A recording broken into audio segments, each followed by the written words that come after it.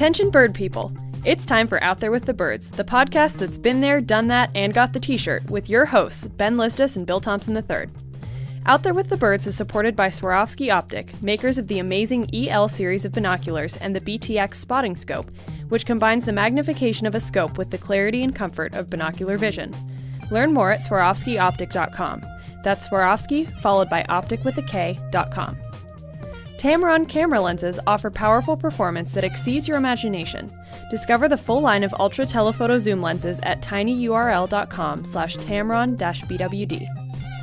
Red Start Birding is your new resource for birding optics, gear, and expertise. Great birding starts at redstartbirding.com. And support also comes from the Reader Rendezvous Birding Adventures from Birdwatchers Digest. Come birding with us in our favorite places. Learn more at birdwatchersdigest.com/RR. And now, here they are, Bill and Ben.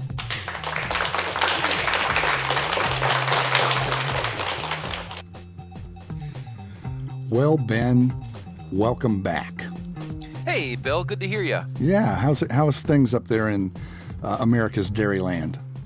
You know, it's a beautiful spring day here. Our bluebirds are back. I saw my first sandhill crane locally yesterday, just a flyby as I was driving around. Nice. Red-winged blackbirds, and we've got about 3 inches of snow scheduled to come early next week.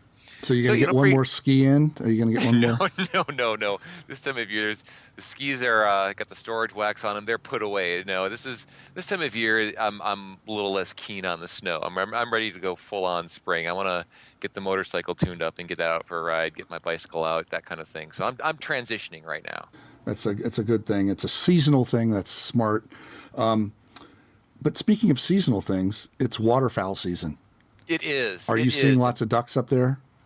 Really, this is a great time of year here in the kind of Great Lakes area. You know, Madison is a city that's on an isthmus. We've got Lake Mendota on one side, Lake Monona on the other side. But pretty much even these little agricultural fields, if you can find a big enough puddle of water, you're seeing ducks congregating there. And Mendota Bay in Madison has just been jam-packed full of waterfowl.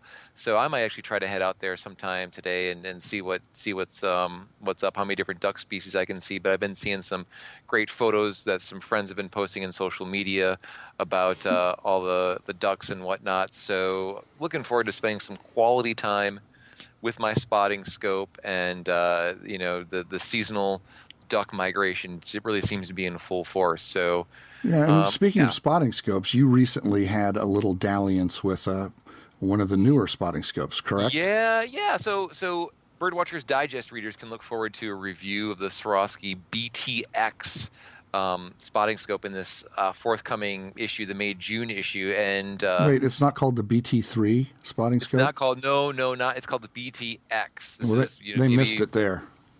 This is maybe BT3 in like a superhero uniform. BTX. Yeah. Okay. but it's, and in this article, even when I did this review, I referred to this as the cure for duck eye. And duck eye is kind of the spotting scope equivalent of warbler neck. You know how when people are out looking at warblers, you always talk about warbler neck. You're looking at these birds and there's this physical discomfort you experience that's just par for the course if you're going to be looking at birds up in tree canopies. Well, when you're looking at birds with a spotting scope for a prolonged period of times, you get this discomfort I would refer to as duck eye, where you're squinting. You're looking through one eye through a spotting scope for prolonged periods of time. Maybe you don't squint, maybe you can open it, but essentially it's uncomfortable. To look through one eye for a long period of time. But that's always been the downside of spotting scopes. But of course, the upside is you can just see so far with so much magnification. Enter Swarovski. So they have got this modular spotting scope that you know about, where you can switch out the barrels for different sizes on the front end. And you can also switch out the eyepiece module, they'll call on the back end. And initially, this is you can have a straight or an angled eyepiece, and you can just pop off the whole back end of the scope and replace it one with the other. Fancy. Well, yes. And this has been around for a while. A lot of listeners are probably familiar with this setup. But what's new and exciting about this is they just came out with a BTX module, which is an eyepiece module, and the B in BTX stands for binocular. So you can take off your single eyepiece, ocular module for this spotting scope, and you can put in this eyepiece, this dual eyepiece, this binocular vision eyepiece, so you can use a spotting scope with one barrel with both your eyes. Whoa. And it is so comfortable. So a couple things. It's heavy. It adds some weight. It's got a forehead rest on it. It's a really neatly engineered thing, but it's not necessarily as portable or kind of shareable, maybe simple, as a regular spotting scope. But boy, I was when I was doing this review for this BTX scope, I spent some time just earlier in the year looking primarily at Canadian geese at this local waterfowl Nope, sorry, protection got to area. stop you there. Can't say Okay. Canadian geese. You got to say Canada geese. Okay. Now go back into your flow. All right. So I spent some time with the BTX when I was getting ready to do this review, looking at Canada geese at a local waterfowl protection area, trying to find maybe a cackling goose amongst them or whatnot, just to test out what the experience was like. And looking at nothing but geese, sorting through geese, I probably spent 25 minutes just scanning and looking through all these geese and didn't think anything of it. It was just so comfortable. It was easy to do that. And there was no sense of, want to look up through the binoculars. It was just a great experience. So, like anything, pros and cons. It's heavier. It's going to be a little bit more expensive than kind of a traditional spotting scope design. It's got a couple more bells and whistles, diopters, interpupillary distance adjustment, but the comfort level of using that while looking through a spotting scope was kind of a game changer. Yeah, and I got to use that scope quite a bit, a couple of different times in the last 6 months, and I concur with you wholeheartedly. Your eyes and your brain just relax when you're looking through it. So that's cool. That's cool. Now, I want to pivot just slightly here, using a basketball metaphor. You, my friend, are the LeBron James of birding optics. Why, thank you, Bill. And as the LeBron James, you get asked a lot of questions. And I do. One of the new ventures we have is Red Start Birding. And as people have started becoming familiar with that, we've gotten some questions. So tell us, LeBron James of birding optics, what is a typical question that you get from an optics curious consumer? Give us one of those and answer it for us. So like a really common scenario, and this is someone who made an inquiry with us this week. A really common scenario: someone's got a nice mid-priced full-size pair of binoculars. This woman had a Celestron Granite ED binocular, really good, solid mid-priced binocular, excellent value. And she had the question that a lot of birders have, like, I'm ready to upgrade my optics. I want to get something that's going to be a little bit nicer. So, okay, that's one question right there. But then comes as long as I'm doing this, I want something lighter weight. Ooh. Yeah, I know. And this tugs at the strings of this notion of compromise with optics, because getting something lighter weight from a 42 millimeter binocular, you're going to have to go down in size. Right. Because as you get nicer optics, the glass gets heavier. So you can't go from a mid-priced 42 millimeter binocular up to a higher quality 42 millimeter binocular without taking on some weight. It's just not possible. Right. So typical answer for someone's inquiry like that is, all right, so if you want to go lighter weight, then you're going to have to go smaller. You're going to have to go with a 32 or a 30 millimeter binocular, presuming you want to increase the performance of the optics. You want denser glass, you're going to have to go with less glass. And, of course, this is a way of having your cake and eating it, too, though. You look at something like the Swarovski, the new 8x30 companion CL, which we talked about in the show a while ago. Lightweight, super great optics. That would be a good upgrade for someone like this, where they're going to get something sharper, clearer, even though smaller, perhaps a little bit brighter, because the glass is more efficient. It's transmitting light greater. So that's kind of how you would be able to go lighter weight, better optics. You're going to go with a mid-size, higher end, and you're going to jump from a binocular that was maybe around $500 to something that's going to be around $1,000. I mean, that's going to be, you're going to jump up to that top tier class, but that's the I want my cake and eat it too price range, where it's like I want something smaller, lighter, and better. Right. You can have it, but it's just going to, it's going to hurt you in the pocketbook a little bit more. But the advantage there is you end up with something that you love using. It suits all your performance needs. It's easy to carry around, and it's going to last you a decade or longer, depending how long you want to use it. Right. And that's why we call you the LeBron James of birding optics. That would be one example. So for her, I would say something like the 8x30 companion CL from Swarovski. You've got the 8x32 Zeiss Victory, the 8x32 Leica Ultraviolet HD Plus, or the 8x32 Swarovski EL. All great binoculars. They're all going to meet everything that you want from it. They just might result in you need to save your pennies for a little bit longer. Right. And if you want something lighter, that you got to do that. But and it'll also lighten your pocketbook a little bit. Yeah, exactly. So going lighter is easy. Getting better optics is easy. You want lighter and better. Yeah, you can do that. But then it's time to, consult with your financial advisor. Thank you, LeBron. Now, let's pivot to another image-rich topic. And that is lots and lots and lots of birders love to take pictures of birds with a DSLR camera. Tamron camera lenses are a sponsor of Out There with the Birds, and to help them with their marketing to bird watchers, because Tamron offers great quality lenses at affordable prices. Yeah. And they're kind of known for that. And the quality of those lenses in sort of the mid-price range has really gone up in recent years as technology has gone into the lenses and made them better, just like with optics. And maybe that's why we're seeing more people with cameras these days. Right. They've become that much more accessible from a price point. And you can, anybody can take an award-winning photo with the technology that they're carrying, just in their pocket or around their shoulder.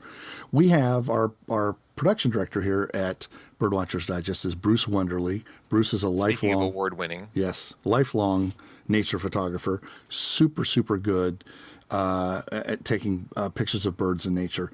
He has been using a Tamron lens now for a while, and he's been posting every Tuesday something that we're calling Tamron Tuesday images from Bruce. And they're on our Instagram and Facebook page for Birdwatchers Digest. You can look at the hashtag Tamron Tuesdays and see some of the great photos. Bruce just posted an osprey photo. I think last week he had a great blue heron with a fish that had just caught. Yeah. Unbelievable stuff from right around here in Southeast Ohio. So check it out. He's got a great eye. Yeah. I would say everyone has the ability to take great photos from a technological perspective. But boy, when you get a photographer like Bruce with some good equipment in their hands, you can really appreciate the artistry or the ability to see the image and compose it, etc. So, he's doing some great stuff. I would encourage any of our listeners to go check out those Tamron Tuesday photos. It's worth doing. Yep. Okay. So I'm looking out the window right now, and yesterday was opening day for baseball. I'm a huge baseball fan, and I root for the lovable losers, the Pittsburgh Pirates. Mm-hmm. And their home opener, well, it's not their home opener, their opening day game in Detroit got rained out yesterday. I'm guessing today might get rained out too. It's just horrible, wet weather. We're having a little bit of flooding here. I am so excited for baseball season to start. It's really the only sport that I follow. It's the sport that I played growing up and just loved. Something about it that just stirs my soul. Not everybody loves baseball the way I do. For example, you. Correct. I enjoy baseball. For me, baseball, going to a baseball game is probably super fun because then I get to tailgate. Yep. And I love grilling and drinking beer. Yes, you do. Those are probably some of the most, the things that draw me to baseball the most. But I can enjoy a baseball game. Yeah, and you're sort of a lighthearted Milwaukee Brewers fan because they're the local baseball team, right? Exactly. Okay. Yep. Well, fair enough. So I think we need to have an Out There with the Birds Global Baseball Challenge, TM, that if in the season series between the Brewers and the Pirates, and they're in the same division, the NL Central, you knew that. Okay. Yeah. If the Pirates win more games against the Brewers, then you have to come to my house and fix me a grilled dinner and buy me a 6-pack of beer of my choice. Okay. And if the Brewers beat the Pirates more than this season, then you have to come to my house and fix me a dinner and buy me a 6-pack of beer. Does that sound fair? I have to see this in writing to evaluate this proposition, I think, Bill. Okay, so you're going to get all legalistic.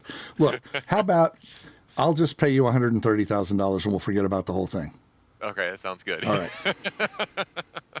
All right, so that's the Global Baseball Challenge, and we'll talk about that more in the future. But let's go on now to the Out There with the Birds Global Big Year Challenge.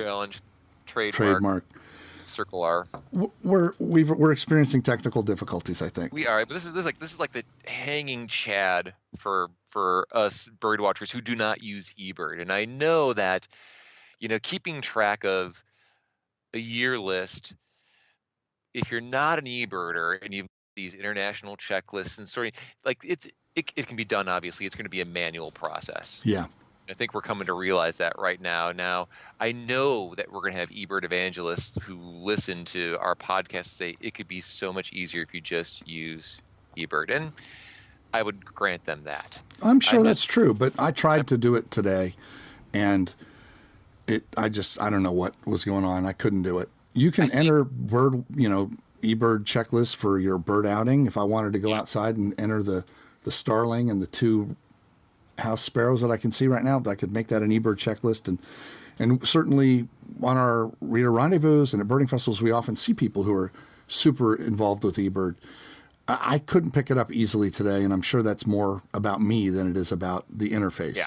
But so the tallying of the birds, the Global Big Ear Challenge, is getting just a little bit difficult because we're so well traveled. Yes, we are.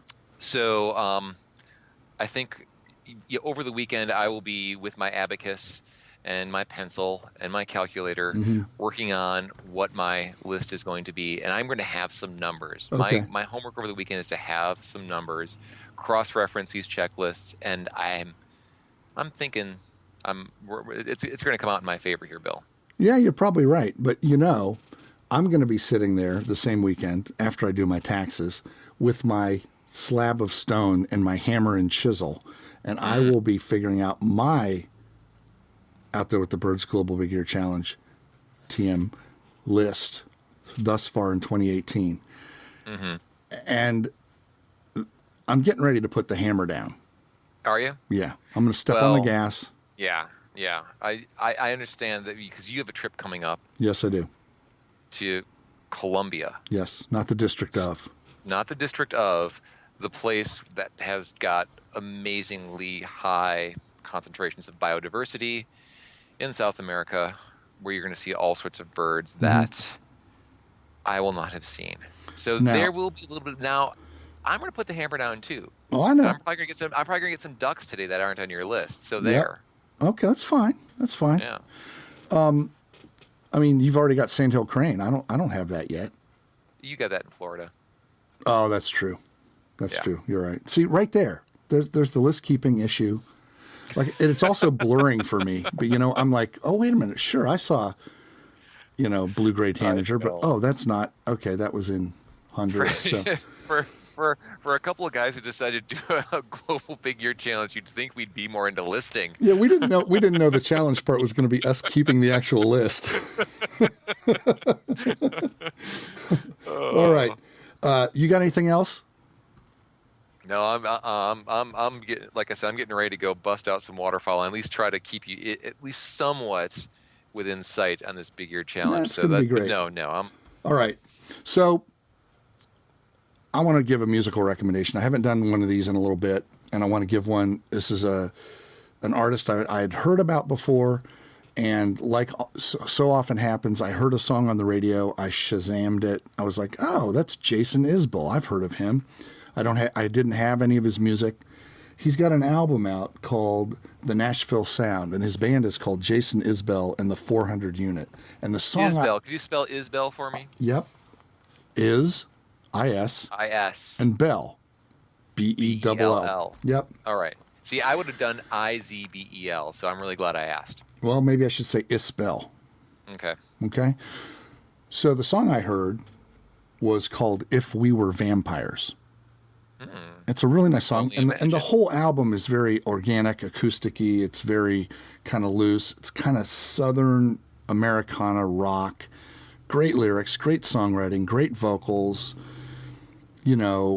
Just solid stuff. And I have been listening to holes in this record. So the record is The Nashville Sound, Jason Isbell, and the 400 Unit. Check it out. All right. Jason I-Z-B-E-L? No, Isbell. Let's see, All Lizdas. You spell that Lysduz. Spell LeBronJames. LeBron James. All right, man. So that's it. Go find some waterfowl. Yep. Go find a checklist. Yep. Fill it out. We'll get there. Dude, I will have a great weekend. I'll talk to you anon. Sounds good, Bill. All right. Take care, buddy. Bye-bye. That's a wrap for this episode of Out There with the Birds. Special thanks to Swarovski, our optic sponsor. Learn more about their fine line of birding and lifestyle optics at SwarovskiOptic.com. That's Swarovski followed by optic.com. If you love to take photos of birds, Tamron telephoto camera lenses offer powerful performance that exceeds your imagination. Discover more at tinyurl.com/Tamron-BWD. Your source for the best birding optics is Red Start Birding. Great birding starts here, redstartbirding.com. Finally, we're also supported by the wonderfully enriching Reader Rendezvous birding trips from Birdwatchers Digest. Your next birding adventure starts at birdwatchersdigest.com/RR. Tune in next time for some more words about birds from Bill and Ben. Until then, this is Phoebe reminding you to keep your loons wailing and your hawks sailing, and we'll see you out there with the birds.